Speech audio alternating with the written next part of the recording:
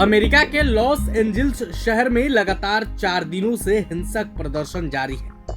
हिंसक प्रदर्शनों के चलते हालात नियंत्रण से बाहर होते दिखाई दे रहे हैं। स्थिति को संभालने के लिए ट्रंप प्रशासन लगातार प्रयास कर रही है, लेकिन स्थिति से अभी भी नियंत्रण पाना असंभव है। स्थिति को संभालने के लिए अमेरिका की दूसरी सबसे बड़ी नगरी में करीब 700 मरीन सैनिकों को तैनात किया गया है। यह मरीन जवान 2nd बटालियन 7th मरीन से संबंधित है, जो कैलिफोर्निया के 29 पॉम्स स्थित US marine corps air ground combat centre में तैनात है। उन्हें नेशनल गार्ड के उन सैनिकों के साथ मिलकर काम करना है जिन्हें राष्ट्रपति डोनाल्ड ट्रंप ने बिना राज्यपाल या मेयर की सहमति से तैनात किया था। सूत्रों के अनुसार इन मरीन जवानों को कानून व्यवस्था बनाए रखने के लिए बुलाया गया है, लेकिन उन्हें गिरफ्तारी जैसे कानूनी कार्यों से दूर रखा गया है जब तक कि विद्रोह अधिनियम लागू नहीं किया जाता। यह अधिनियम राष्ट्रपति को देश में आंतरिक अशांति या विद्रोह की स्थिति में सेना का प्रयोग करने की शक्ति प्रदान करता है।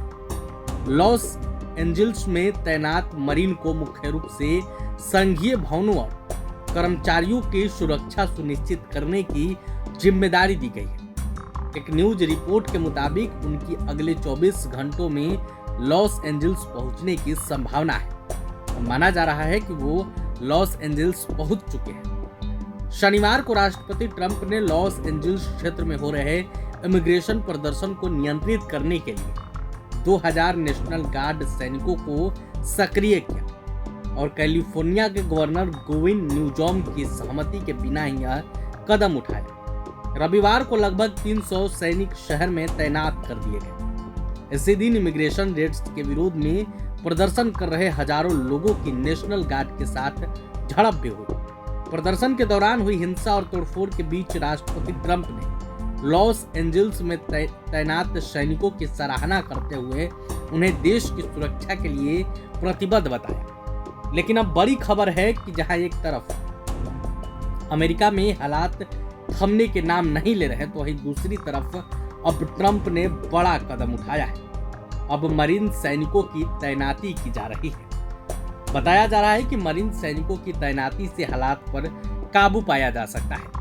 हालांकि वो तो वक्त ही बताएगा कि क्या सचमुच में लॉस एंजिल्स में काबू पाया जाएगा या फिर हालात ऐसे ही रहेंगे। पिछले दिनों कई भयावह तस्वीरें भी लॉस एंजिल्स शहर से निकलकर सामने आई, जहां एक तस्वीर आप सबने देखी कि किस तरीके से रिपोर्टिंग कर रही एक पत्रकार के पैर पर रबड़ बुलेट आकर लग गया, जिसके बाद हालात और बिगड़ गए। लोग वहां चलती सड़क पर गाड़ियों को आग के हवाले कर दे रहे हैं।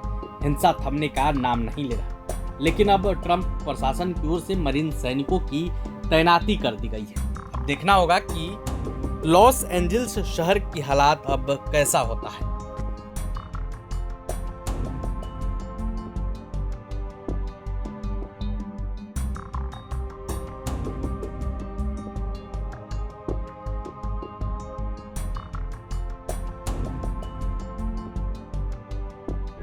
प्रभातखबर.com, विश्वास वही, रफ्तार नहीं।